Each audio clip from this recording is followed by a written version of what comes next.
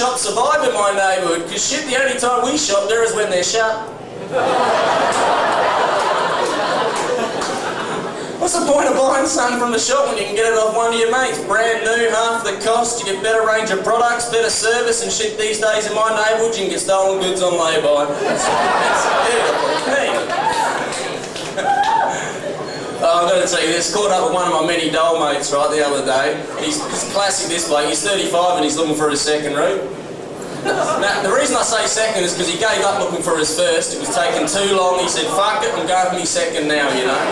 Just jump the first, I'm going for me. He's a prick. I can understand why. He's the sort of bloke who would take a shitload of pot to Ethiopia and watch him suffer even more with the munchies. He was a prick, I tell you. He was a prick.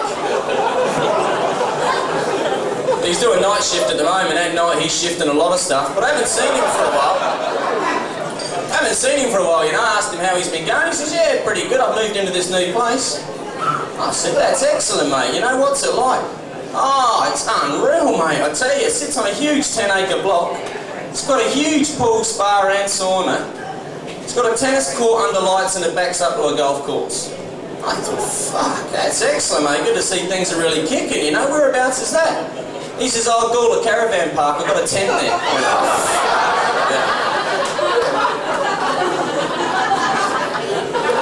Apparently he's already been broken in there. They got in through the window, he reckons.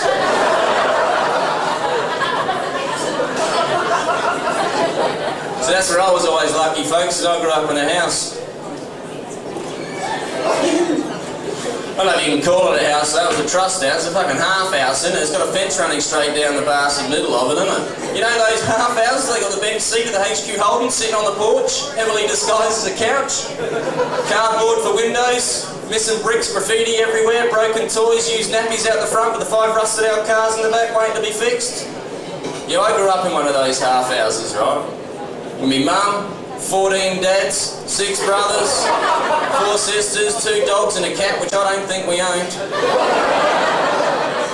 So it was tough, you know, we were close. Well, there was no fucking room to be apart. I mean, shit, that was all our place was a die, folks. Even the cockroaches were getting sick. Flies would come in and get asthma. That dog rang the RSPCA up on us. People would break into our house and tidy it up. Red Cross came door knocking around our house, gave us $100. We were sponsored by a family in Somalia. Couldn't afford to give them photos, we had to draw them pictures. Definitely had a tough upbringing, folks. I mean, to learn how to swim by trial and error. No shit, one of my old mans one day, right, when I was about 4, just picks me up and throws me in the pool. Says, hey, says to me, I'm saying, he doesn't need swimming lessons. He's only just started and already he can swim to the bottom. Fuck, he can hold his breath for a while as well, can't he? What a lad. He can hold his breath for a while as well, can't he? What a lad. Another one of my old mans took me hunting. Yeah, he gave me a 3-minute start.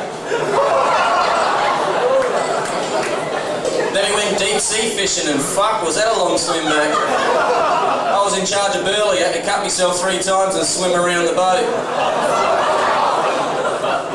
We played hide and seek around the house one time, right? It was my turn to hide, so I go and find this kick-ass hiding spot, right? Top of the wardrobe, behind the jumpers, and I'm there.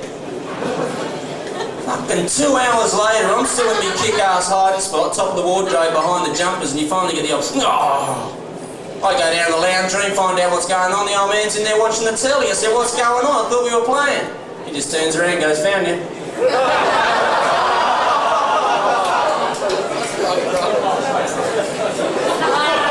So I said, all right then, you go and hide this time, I'll count. So I go in the toilet, 98, 99, 100, ready or not, here I come. So I'm buzzing around the house now trying to find him. And shit folks, I think he took the game a bit too seriously. Because this is about 20 years ago and I still can't find the bastard, you know.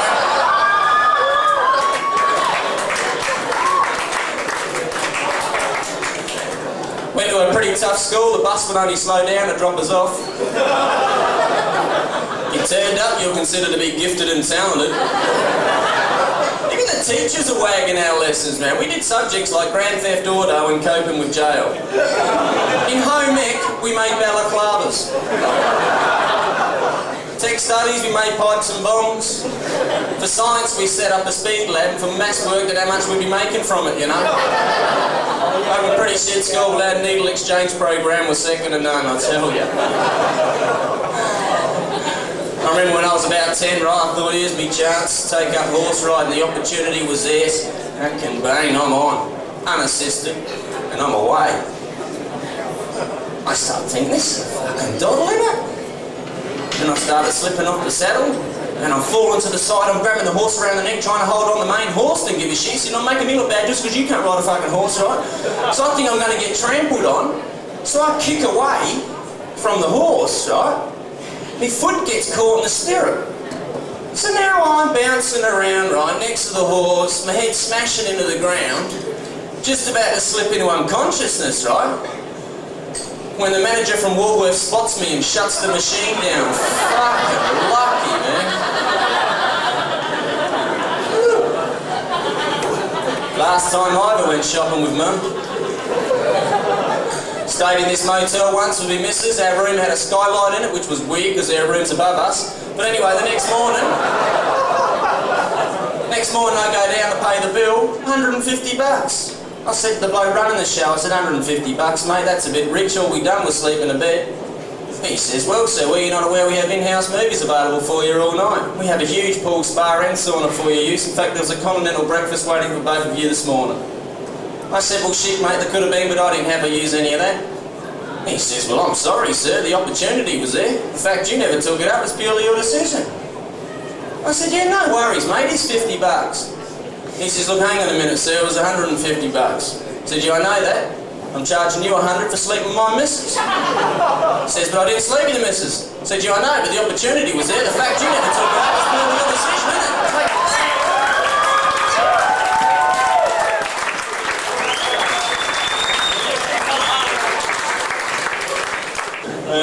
Man, I tell you, haven't been happy lately. Been getting a lot of gout.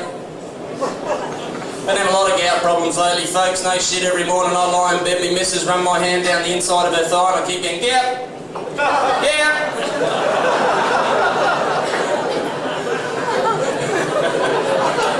Yeah, my ex-missus rang me up the other day. She said, Rich, no one's home, come over. So I went over there and no one was home. For fuck's sake.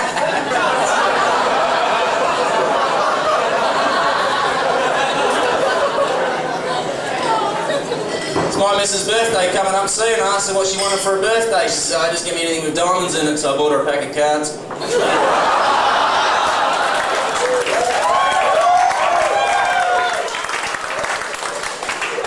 I went out one Friday night, right, didn't get home till about Sunday, right, because I'm at Naberhood, and get home Sunday, right, and the missus, she just goes fucking ballistic, you know. How would you like if you didn't see me for a few days?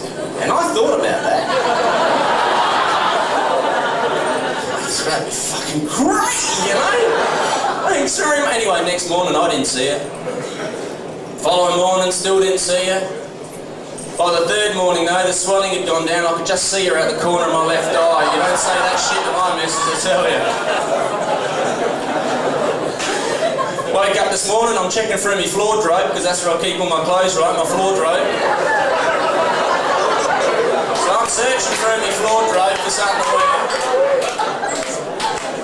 Finally find a shirt, put it on, fucking button falls off. So I go and pick up my sports bag, and the bloody handle falls off. I'm too scared to go to the toilet.